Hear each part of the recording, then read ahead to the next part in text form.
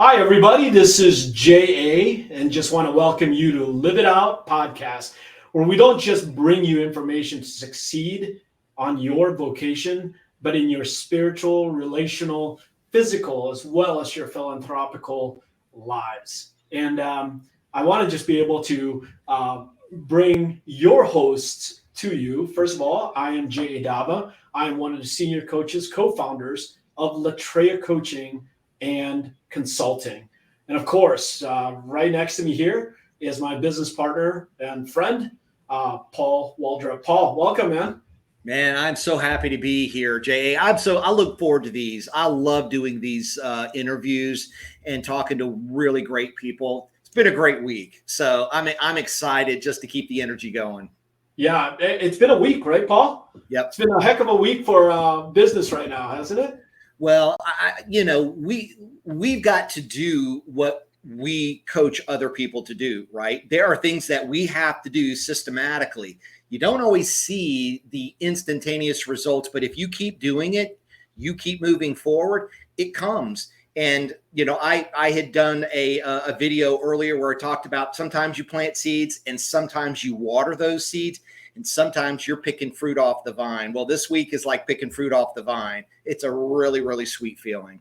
Yeah, and we've had some seriously good interactions this week. Yep, absolutely. We're privileged enough to be on these calls, and I tell you what, I'm extremely excited about today, very specifically, because today's topic is really about living out mortgage today versus yesteryear, and really about coaching again, right? And is our coaches really necessary, Paul? Right? In today's market, everyone's talking about how tough it is and everything else, but truly, our coach is necessary at this point. And our special guest, Paul, is David Williams. And let me tell you a little bit about David. All right. So he brings almost 40 years. Okay. Now, he told me to tell you guys that he started at the age of 12. But that's between you and I. Well, you'll see. Okay. So, but anyways, he brings over 40 years worth of knowledge and leadership and home financing. It's really interesting, Paul, because I think when you look at his bio today, it says senior loan officer, and he's more than that. He's a lot more than that. Jay, the beauty of having someone that really has that kind of experience is that they bring wisdom. And wisdom is just living through something and using that knowledge to just navigate forward successfully. A lot of the loan officers we've been talking to and a lot of managers and leaders, they've not experienced a market like this. And it is unique. But at the end of the day, when you've had some business cycles over, a few years, you're able to see some commonalities and you know what works and what doesn't work. And so I love having folks that have this kind of depth of experience and wisdom that we can bring to the table and just talk about, okay, take a deep breath. You can make it through. There's still a lot of success that can be had. So that's what I think is beautiful about these types of sessions. Yeah, and if you ever look up David Williams, by the way, in any of the social media areas, and you see him as a senior loan officer, I will tell you that's just simplification of life. That's where the wisdom really kicks in. But his experience spans throughout all the different areas, really, and levels that you would see in the mortgage industry. And really, one of the things I'm extremely proud about is that he's one of the 100 most influential mortgage executives in America. Yeah. And so we're extremely proud to have David. He is not only someone that I've known in the industry for quite some time. He's become a friend. We have a lot of things in common, and I'm gonna bring him on here because I want to ask about something in his life. All right, because he's not just about mortgages. So I'm gonna bring him on. Welcome to our podcast, David Williams. How are you? Welcome, David. Thanks. Honored to be here. You guys, it just makes me smile. I've known JA for, we won't say how long. And Paul, just from the introduction I had about you from JA, and I know who wouldn't partner without being with somebody that was like-minded. So I'm really looking forward today with you guys. Awesome. So happy to have you. And I just love your enthusiasm and your energy. We were talking about that even before, Right. we were kind of in the lobby talking. I mean, you're just so fun to talk to. So I am just so glad that the audience is going to really plug in and connect with you as well. Thank you. Appreciate that. And by the way, when I was joking about him starting in the business at the age of 12, you now can see, right? He probably did. Oh, no, let me finish. What I meant by that is, doesn't he look like he started at about 12? Seriously, right?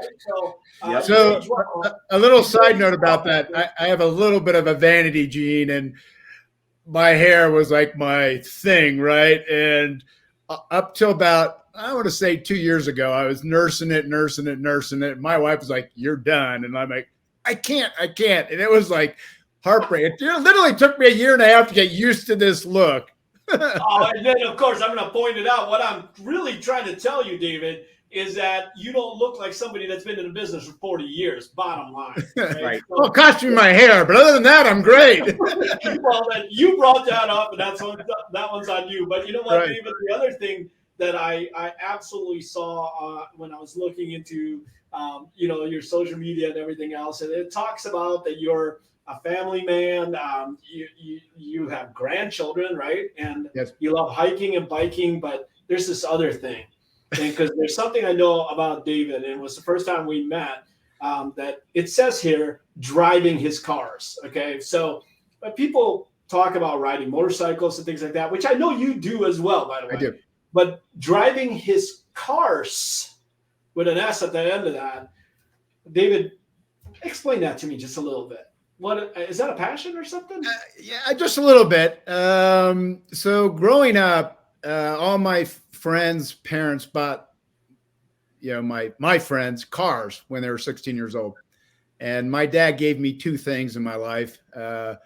First of all, my compassion for my for people and my work ethic. And so my dad said, "You want a car? Go work for it." So I worked one summer and Christmas vacation to buy my first car, which was a 1966 Chevy Impala 4-door with a 283. Not your typical muscle type car that all my friends had, they had Mustangs and Camaros and Chevelles.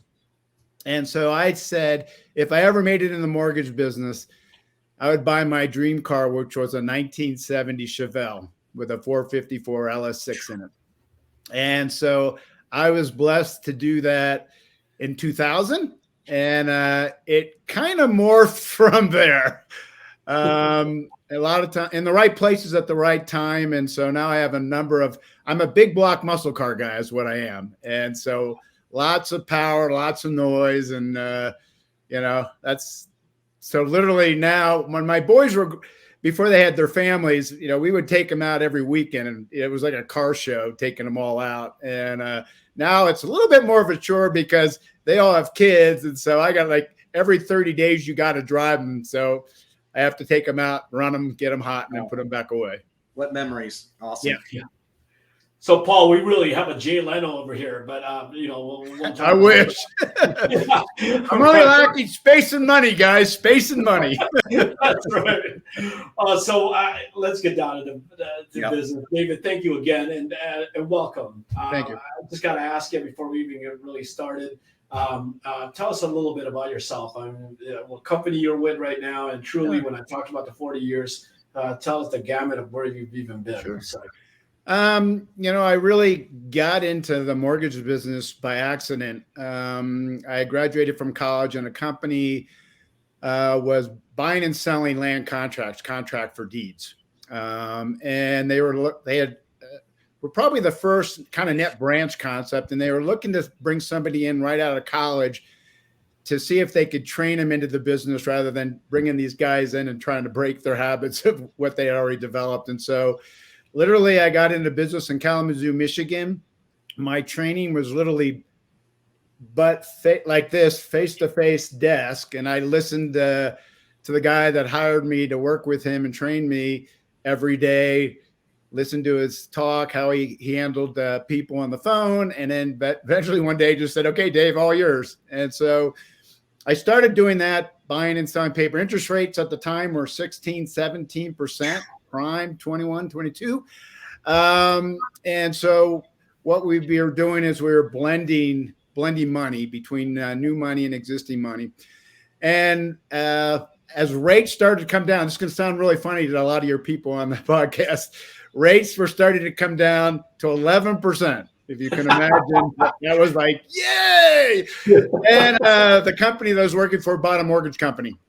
And so I was forward thinking and said, hey, I need to get in and learn this gig now too. This is going to be where the business is going to go.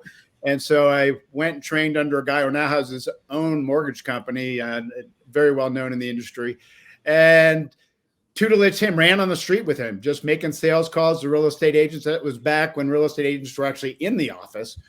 And so learned that business, had the opportunity to come to Denver, Colorado, and open up a branch for them, and kind of the rest is history. I then went to a company called Universal Lending, which is a big company here in Denver, Colorado. Became their top loan officer, and was with them for 18 years. At the end, I was running their sales production. And then an opportunity to grow with a company called Starkey Mortgage, be a regional for them. And so I did that. We became the top region for them. We were very fortunate. Sometimes it's better to be good, and then sometimes better be lucky. And if you're both, then it's a great day. And we had just an awesome time together. And then they ran into some problems, and they needed someone come in and run production for them. And so I was honored to get that call. And so I ran national production for them for 6 years. And then we had a death in the family, unfortunately, and I felt like I needed to be back in Colorado. I was commuting back and forth between Colorado and Texas, Plano, Texas. And so I stepped down, became a regional for them for a little bit, and totally transparent. Once you're the guy, it's hard not to be the guy. Right. And so I tried a couple of regional roles at a couple of different companies, and it just didn't work. And I talked to my wife and said, okay, I have two choices. I can go back into national production, which there were some opportunity for that, but it would have meant traveling again, and I just wasn't willing to do that. And so I said, I'm going to go back out in the street and do what I love, and that's originate loans, meet people, build relationships with real estate agents. And so I've been back doing that for the last 6 years, and it's been a ball. It's been challenging, obviously, the last year and a half, but up until then, it was tough. It's still fun now. I mean, the relationship building part with real estate, and I'm still, as long as I've been in the business, a lot of people are surprised at this, I still love working with first-time home buyers. And the reason for that is they are just gracious people. When you help them buy their first home, first of all, I become friends with all my borrowers anyway, but then there's just this connection with them. And they're just, I mean, some of my best, reviews on my reviews are those people, because they're just so indebted for helping them and being patient with them and handling them. Yes. Yeah, David, I absolutely love that. On the real estate side, on my side of it, those are my favorite as well. Yeah. First time home buyers. I mean, everything is just like, wow. Yeah. Right? every step is a good step for these guys, right? And gratitude is the right word for it. Absolutely. Right? Well, it's your best opportunity to create clients for life, because they'll always link that positive emotional experience with you. Correct. Because you help them get their first home, and there is nothing in the world like that. It's like your first kid getting your first home. I mean, these are big milestones in people's lives. Yeah, and it's very rewarding. I mean, you just, yes, we make a great living, in this business, but that piece is it just warms my heart to just connect with people and be part of that, of who they are and what they've been able to accomplish. It's just fun. And that on its own is enough to be said on that. But you actually said a couple of things, just even in your intro, that your relationships is what matters. And I think, David, you talked about, those are incredible double-digit numbers, by the way, right? Those are crazy numbers. I mean, those are credit card money with mortgages, right? Yeah. So they're massive. And so, and you were building it with relationships and going out. You even talked about how the realtors were out in their offices. Tell me about that. I mean, is that still a strategy that would even work today? So double digits to where we are today, even, right? I think what's really challenging in today's market is real estate agents aren't in their office. Like literally, I would divide the city into A, B, C, D sections. And if I was making a call on one real estate agent, I had all the agents in that area in my, for lack of a better, some LOs don't even know what this is, a Rolodex, I literally had a folder with all the cards in it, right? And if I would get to that section, I'd pull them out and go, okay, who am I going to make calls on so I could make the best use of my time? That doesn't happen anymore. Real estate agents are not in their offices. And so you have to get a lot more creative to get in front of them to build relationships, because you got to start somewhere, right? Yes. And so much harder now than it was, back in those days. Yeah, but what's interesting is that, and I know you probably will not say it during this podcast, but I'm going to bring it up because I'm going to brag on you anyways. And I think you've won it multiple times, Affiliate of the Year, right? I mean, yes, you've won that. So an Affiliate of the Year is somebody who's not in the real estate industry that and are involved in the community, involved with multiple industries. Is that correct? Is that so it's the Real Estate Board of Realtors. It's the board that I belong to is SMED, the South Suburban Metro Association of Realtors. And so and my reason for me in that involvement is you got to be where the real estate agents are, and they are there. They show up there. They show up at events and stuff. And so you got to get very involved with your local, board, real estate board office, chamber of commerce, whatever, just to get in front of agents because they're just not around. Yeah. That's lots of networking meetings, groups, things like that. Yeah, no, that is for sure. David, what, so let's talk about a couple of different audiences just in this particular, because there's people listening that are going to be executives and managers and above, and then there's going to be the LOs, right? And so when I heard you say 18 to 22, I just about cringed because, I thought ours was bad when I got started. It was around 11 or 12, right? Yeah. And I couldn't wait for it to hit 9. I remember when Mr. We had Green, 8%, we thought we got the mother load. Like, oh my God, like right, exactly. Never going lower, right? Yeah, we thought Greenspan was our greatest sales manager, right? Exactly. That's what it was. But so from an executive level, if you had to look at, how manage it, right? Today's world compared to then, from a managerial standpoint, is it a massive difference? Yes and no. Yes, trying to connect. No, relationships are still relationships. You still got to build them. You still got to get to know them. You got to bring value to the relationship. So that part hasn't changed. Getting in front of them has definitely changed. And so, what I do, I'm on social media a lot. So that's usually my first point of contact is connecting with them on social media, following them, starting to comment on them, starting to build a relationship from a social media standpoint. And this is my okay to make a call to them on the phone is when they start interacting with me. Now I'm a known entity for them. And so then I make a phone call and just, typically we're like-minded at this point because we're sharing information. And I just go, hey, I really just would love the opportunity to meet you. And that's how I kind of start the relationship that way.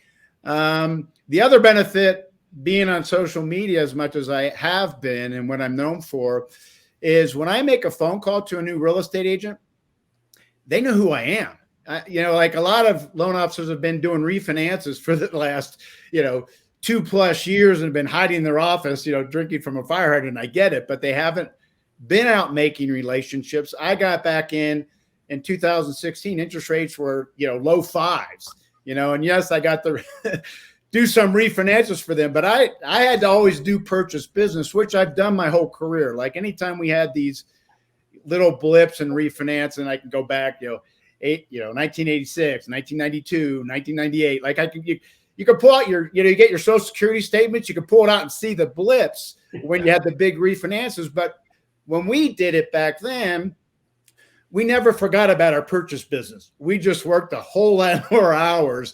I think, everybody kind of got fat and happy those 2 years here just recently because they were making so much crazy money and they didn't go out and build relationships. Now all of a sudden they want to go out and start doing it again. The agents are like, yeah, not so much. Yeah. Yeah. So Gary, I'm sorry, David. What's the right number of agents to work with, to build those relationships with? Some will want to have a large number, but you're really only going to be talking to them every once in a while. Right. You can't have too few. You can't have too many. So, David, what's the right number to have? So up until last year, I said 20 to 25, deep personal relationships that you were talking to, meeting with. And then last year hit, and I'm like, all right, I talked to Cindy, one of my coaches, and said, okay, I think I need to double those, so I need to get at least 50 relationships going, talking, interacting with. And then going into this year, I told her, Cindy, this is crazy. I think I need to triple it.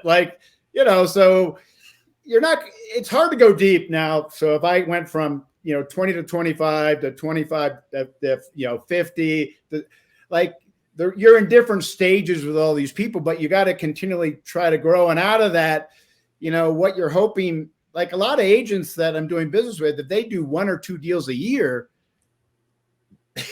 they may not be happy about it, but that's all they're able to do right now, right? With the market the way it is. And so you need to cast a wider net, build more relationships. And I tell my coaches, like, if everything goes crazy for me and I've planted all of these seeds, God love that I'm closing 30 to 40 deals a month. I used to do that in my earlier days, but we had 60 to 90 days. I think if you build your teams right, you can close that amount of volume still today, but you need to have that big net out there to bring them in. Right. So on that note, David, let's talk a little bit about one of the bigger issues where you've got such a heavy bias towards the seller having the advantage. And now you're trying to work with agents that have multiple offers. Do you have any particular strategies to get your particular buyers maybe at the top of the list and being willing to maybe be considered for a contract over and above someone else? What do you do for that? So, yeah, and this has actually worked really well for my agents. And what I'll do is when my agent gets ready to write an offer, I put together the lender letter. I send it to him and I say, hey, right after you send the offer and the lender letter to the listing agent, send me the listing agent's contact information, and I'm going to make a phone call on your behalf. And then what I do is I call the agent. It's hit and miss. Sometimes you just have to leave a message, but I introduce myself. I talk a little bit about the buyer and their qualifications.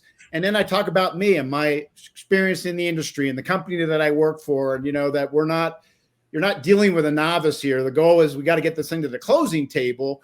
And that's what I'm here to do. Typically my buyers are already pre-approved. They've already been underwritten. So we're just lacking an appraisal, right?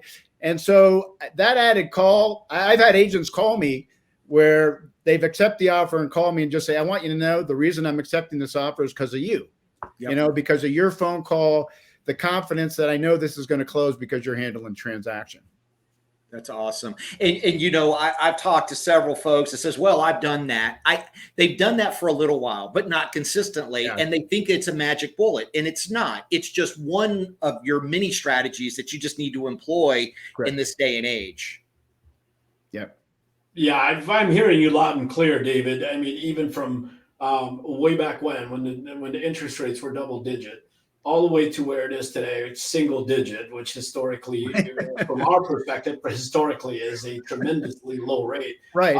But for some of these guys who came in at 5, it's a little bit higher. But by the time it's all said and done, the strategy is still pretty much the same. The relationships are created, and that's why you continue to be with your affiliates. And I love the fact that you are back in, boots on the ground, so to speak, as a loan officer, because it sounds like the strategy is still the same. The approach is different. Correct. And I will be a great testimony to you that David and I actually got to know each other a little bit more because of social media, because of our interaction in the social media world, for sure. Right. And so it absolutely works. David, here's one of the things we hear a lot from the field. Okay. This market is so tough. I don't think anyone's ever seen this kind of a market before. And I'm not sure we're going to make it out of this mess. What do you say to somebody? What do you say to somebody like that, David? I think what's great about this industry, people are always going to be buying houses. They have to live somewhere, right? And yeah, it's challenging. Yeah, there's no inventory. Yes, buyers may be nervous about interest rates. And I mean, I think that's where education comes into play, right? You've got to be a beacon of positivity. You got to tell your buyers, you got to get in somewhere, right? You got to get started. At least in Colorado, we're always continuing to have appreciation. I mean, people say, "Oh, the bottom's going to fall out." 2008. That was a whole different thing in 2008 to where we are today.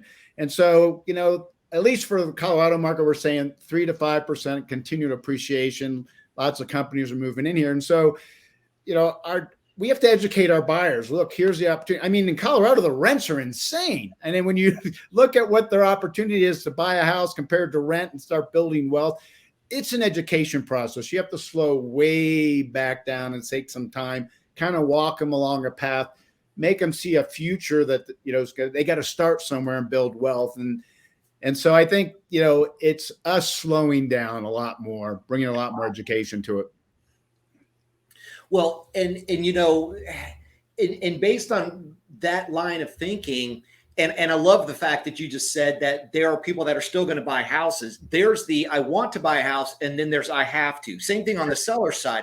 I don't want to sell my house. I have to sell my house. There's life events that come in. Right. Talk about the power of your network. Over your career, you've probably built a pretty expansive network. And I just imagine that going back and trying to make sure that you stay top of mind with your first level contacts. Right. You want to get into be known in the second and third level contacts, right, because you need to reach those I have to sell or I have to buy type right. of contacts. Talk about how you do that. So I think, obviously relationships are extremely important to me. And so when I came back, so Denver was my backyard, obviously, when I hit my home runs on the production side and was the top producer here in Colorado. And when I came back in, this 5 years ago, I went and called on all my real estate agents I used to do business with. And I was very blessed because they had two questions for me. First question was, are you really back? Like, you're not doing this and then you're going to go back into management? Because I left, I was 18 years in management. I say that's my one career mistake was I got off the street, became the management guy. Now, granted, I've met tons of wonderful people. They're still friends. Jay's one of them. And I've got an amazing network of top of mind. I just came back from Vegas Mastermind, and all the top leaders in the mortgage business are there, and they're all my friends, and I got to see them all again. So when I came back, they're just like, okay, if you're back. And the second question was, are you going to still be available, and are you going to still bring your creativity to these deals? And I'm like, yeah, that hasn't gone away. And so I was blessed to jump right back in with a lot of my agents. They were like, you're back, you're my guy. And I think that just was a testament for the relationships I continue to have, even during those 18 years. I still talk with them. I interacted with them, called them on their birthdays, just maintain the relationship. So I think, that was a big benefit for me on those. And then, as you're dealing, you got to ask your buyers, for referrals. It's kind of like my insurance agent, every time I call him about something, he says, now you're giving my name out, right? And I'm like, oh yeah. Okay. Yeah. I'll start again. Right. Because you don't, right. So you got to remind your people, hey, and not an obnoxious way, but you got to say, hey, just remember, if you know somebody that's going to be buying or selling, let me know, And so I think at some point you need to be self-promoting yourself. Right. You are so right, Jay. I gotta ask David another question. I've just had a lot of conversations of LOs trying to get back into these relationships and talking to real estate agents, right, and they say, I got a guy. Well, it's David Williams at the other end of the guy. He's the guy that the real estate agent's doing business with. How do talk to a loan officer that's talking to a real estate agent that's got their guy, a David Williams on the other side? What do they need to do to start them thinking about, oh, I want to be your guy, I want to be your gal? Talk to them. And every one of my agents that I've continued to be, I was the second guy. I was the B guy. Like I was in the B position. So and I still to this day, I'm meeting new agents that are top producers out there that know who I am, but they got a guy. I mean, they definitely do. So first of all, what I do anyway, I don't know if it's a magic bullet, but I honor the guy that they're doing business with. You know, chances are I do know him, you know, so yeah, Paul's awesome. He's really, really good. But look, you know, sometimes there may be a time that Paul may not be available, or there may be a deal that Paul can't do. And I have an amazing network that if I can't do a deal, I got relationships with banks and I can place the loan for you to take care of your client. And a lot of times when I'm doing that, they go, well, do you get paid for that? I go, no, but it's the right thing for me to do for you, for your client, to get them in the right loan.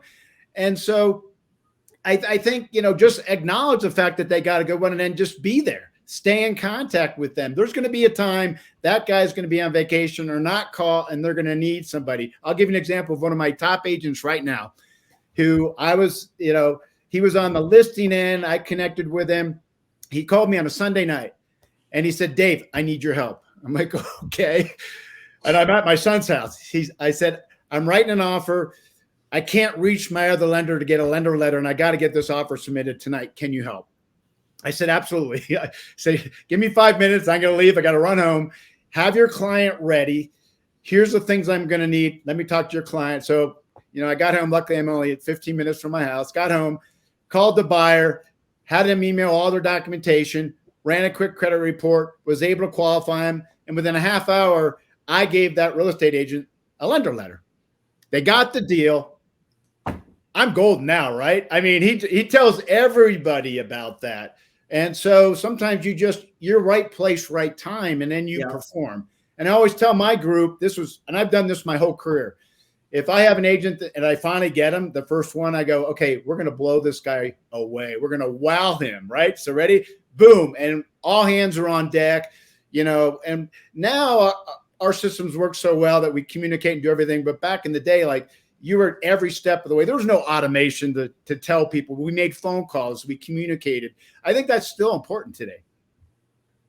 Yeah, and absolutely, yes. And you know what? One of the things that I just heard you say, which is really kind of just phenomenal on its own, is the word creativity. You only said it once in that whole dissertation, but that creativity is something that becomes very, very important. I think as we grow into this, and you and I both have been in the business, all three of us actually have been in the business for so long, that the last thing I thought I would ever do is podcasts, and the last thing I'd ever think I'd be doing is social media. Right.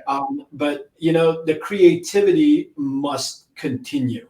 And so that relationship, right? The relationship, and the creativity in that relationship. That's how I created my whole career in the beginning, was taking deals other loan officers couldn't do, because I always say I'm the MacGyver in the mortgage industry, right? I could take a deal apart, take all the parts, put them out, and then put them back together and do a deal. And that's what I was known for back in the day, was call Dave, you know, somebody hear about it, call Dave, you know, and inevitably I was able to put the deal together. And that's still a trait I have. You don't lose that once you have it, right? It's like riding a bike.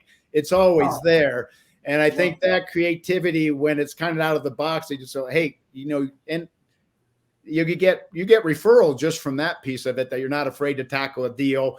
I mean, I get a new construction, right? They have their own lender. And I mean, you know, if there's any LOs that are builder lender, please don't kill me for this one. But typically they're in the box. You know, if you're a W-2 employee, pay stub, self-employed, God forbid. I can't tell you how many deals I got from self-employed because the loan officer couldn't read a flipping tax return to know how to qualify. They're taking the bottom. They didn't know they could add them, you know, depreciation and whatever else on the file. And so, you know, I think that's really important in our industry. I got to ask you, David, and I love what you just said about being creative. How much of that is dependent on you working for a lender that's got like those niche products, and how much of it's dependent on you just knowing your guidelines and knowing how to be an expert at qualifying, creative financing, that type of thing? What's the mix there, the balance? I know a lot of people that get into that niche stuff. I have not done that myself, and maybe it's something I need to consider just down the road. I haven't had to do that yet, because I'm able to put the deal together. Or, you know, when you start doing those niche products, you got to be really good at them. And it's kind of like reverse mortgages and 203Ks. I don't do them. Like, you got to be an expert on those. I refer them to friends I have in the industry because I don't want to screw up a deal. You do a deal for a real estate agent and you don't know it. I feel the same way about that niche product unless I really got into it and learned it. I have enough other friends who I know do it, and I'll just call them going, hey, I got a deal. Here's a situation. Can you help me? Yeah, great. Okay. Then I'll make an introduction to my agent and I'll just refer them out. It's just my reputation and who I am. I don't throw, something against the wall and see if it sticks. If I say I'm going to do a deal, I do the deal. That's what, and by the way, that is where, when you talk about creativity, it almost seems like you're going to be changing the way that you are. But one of the other things that absolutely is a lesson learned, and I hope everybody that's listening to this understands this, but one of the things that you said earlier as well was you were the B guy. Remember saying that? Right. Because there's an awful lot of people that make excuses that, oh, they already have a partner, so I'll never get in there. And you knew you were the B guy, and I have no doubt in my mind they probably knew you were the B guy. Right. But I think, what you just talked about, being ready, and if they brought you a deal, you made it work. In other words, it's really knowing your products. It doesn't have, you don't have to be the shiny object of a specific niche product, right, but you're willing to serve them all. And if you can't handle it, you're going to bring an expert in to get it done. Exactly. And I know a lot of people may not go along with this thought. I do. This is my personal opinion. Every agent that I have their cell phone and their contact information on my phone. And so when the phone call comes in, I know who it is. And especially if it's a B player. Now, if I'm with my family, I'm pretty, that's my family time. Unless it's that agent that I'm in the B list, then I'm picking up the phone. I'll just say, excuse me, I got to take this call, right? Because this is hey, it's like, being a relief pitcher and they call on you, right? Hey, you're up on the mound. It's your time, right? You gotta be mentally prepared for that. You can't say, well, I take off in the evenings, or I don't work, 9 to, whatever the situation is, you set your parameters on. You better break them if you're in that B position, because you got to show you're ready. Because if you're not, guess what? They're on the way to the next person. Yeah. Well, and that's how you become the A person. Exactly. But here's the deal, and I want you to validate this, David.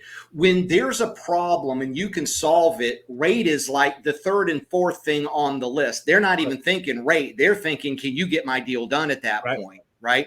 Yeah. The other thing of it is once you go from the B position to the A position, your agent's there fighting to stay with you. It's like, listen, for all intents and purposes, you're probably the perfect loan. But if a problem comes up, I want my A guy sitting in the seat because I know he can solve it. And I'm not taking any chances here. Exactly. And so they can typically make sure that you stay in that A position. Is that correct? That's totally correct. Okay. Absolutely. I want everyone even if sometimes the borrowers, unfortunately, buyers aren't as loyal as they used to be, you know? And so, something shiny over here. Let me go talk to that person, whatever. And so I've had to even change some of my verbiage with my borrowers. Like I'll get referred from one agent, the buyer, get them all done and finished. And then they go off and go look at property with another agent. And so now, because it's happened to me enough times, it's like, hey, look, and if you do decide to use another agent, please let me know so I can reach out and tell them. And then I say this, because you don't want to have to go through this process again with anybody else. So I make it sound like, oh, the process is horrible. Don't let them take you to another lender and start all over again. You're done here. And then I make a call to that agent, introduce myself just like I do on the purchase stuff, bring the value to the relationship, knowing, hey, I know you got another guy, but look, they're done. They're finished. I'm going to come to the table. We're going to hit all the closing, dates in the contract. Let's do this. It's a gold mine if you think about it, Paul, right?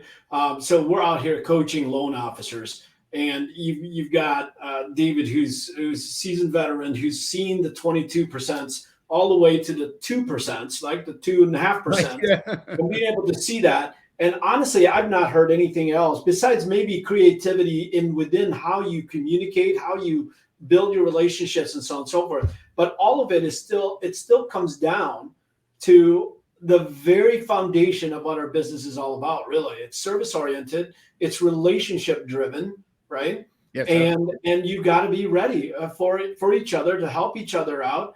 And it's a numbers game still, right, David? absolutely. Because of the time that we're dealing with. Is that about what you're seeing? So when the market's really high, bad, whatever people are saying, like I'm hearing right now, it used to take me 20 pre-approvals to close 3, 4, 5 at a Right. time. Now it's taking me 40 to get 3 or 4 or 5. Is that what you're seeing? Is that pretty much real as well?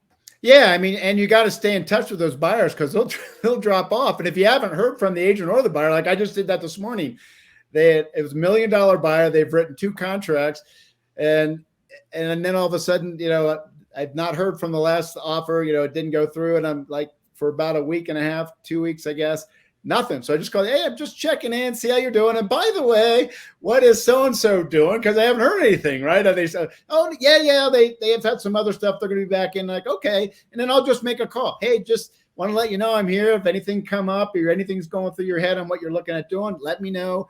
Just so I'm top of mind. I mean, you can't assume these people are going to remember. It's like my insurance agent, right? Reminding me. I don't want to be that guy.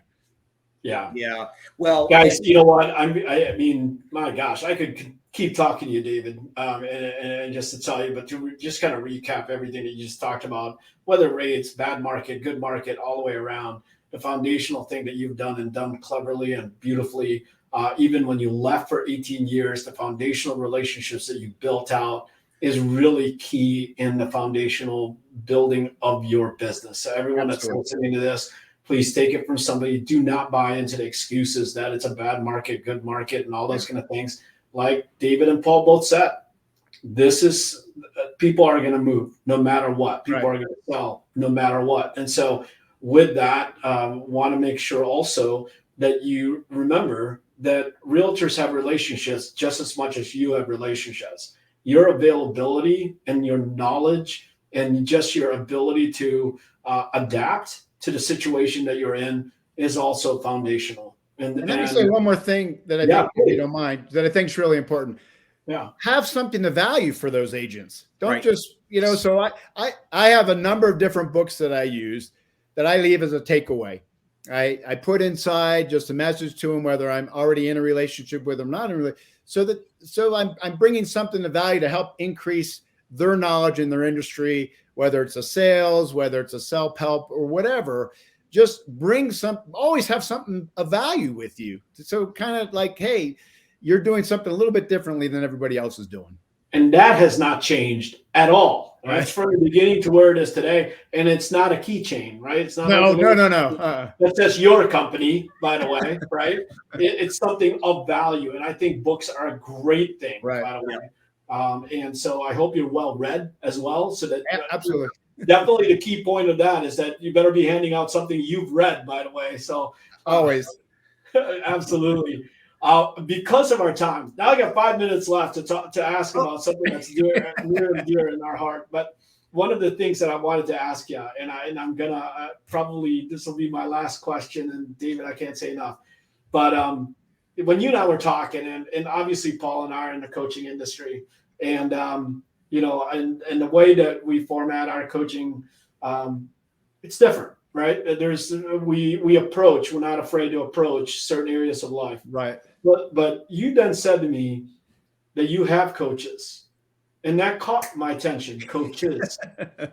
Can you talk about that for just a second? What I like about what you guys are doing is you're just not hitting it from a business approach. You're hitting it from a business approach, a life approach, a spiritual approach. So at one point I had 3 coaches because I wanted to hit on all those different things. Right. I think you're the first ones that I know that are bringing it this way, at least what I've been exposed to, hitting on all those different things. And I think a well-balanced person needs all those things. So my life coach, he's become a brother from another mother, 23 years. I love him to death. His birthday's actually today. And he just knows me like no other person. I do life retreats with him. We've developed this amazing friendship. But he's helped. I met him for one reason, was to help balance my life. When I called him, he was introduced by the president of my company. And I said, look, don't teach me how to make money. I got that down. Help me balance my life. Well, what he did, not only with that piece, is he helped me balance my life for sure, but then he introduced me to a lot of different things. He helped me reconnect with my spirituality in a different way. And so I would say he's kind of like my life spiritual. My second coach, I love public speaking.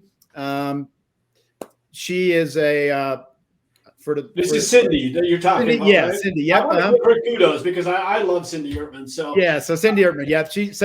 I actually stalked Cindy to be my coach, just because of her energy and her speaking. And she introduced me to Jack Canfield. I went through Jack's training, Train the Trainer, and so for me, that deepened that. And then she also coaches me on the business side of things as well. So I still coach with her. And then I had a health coach for about a year, Jonathan Roach. Awesome. Love that guy too, by the way. I did tell him that you said hello. So he smiled when I said your name. Oh, and so, I coached with him, amazing connection with him, just honored to be a friend of his and his sacred circle of friends. And so, I think you gotta have that in your life. I mean, you need to have your go-to people to be there in times of need. I mean, I had 1-2 week spell that I literally imagine, Jay, me being a little depressed, right? But I was in a funk. Like it happens to the best of us, right? I'm like, and between my two coaches, they brought me out of that to bring me back in going, Dave, here, focus. And I'm a huge gratitude person, but you need those people in your life to help you through that. Yeah. You know what, David, I don't want to beat that subject down because it is something that's near and dear on our side of it. And I know that. We built Latreia to be able to make that kind of a difference in somebody's life. I really just wanted to ask you that very, very quick question because of that exact reason. We hope we can be that blessing back to them and to anyone that really is looking for that, especially in this time right now. A lot of people are saying, maybe I don't need a coach right now, but the value of a coach really, honestly, well, and I got to say, I'm going to be fun watching you guys because I want to see how this all goes for you. And I wish you both the most success. I've had a ball with you guys today. Thank you so much. I'm honored to be part of your group today and sharing my thoughts. Hopefully somebody found something worthwhile and all that stuff. If nothing else. Of course they did, man. Of course they did. Because I had fun with you guys, so that's the main thing, right? Right. Exactly right. So no, the pleasure was all ours for sure. Yes. I can't begin to tell you how grateful I am that you joined us, and it is so great to have you on.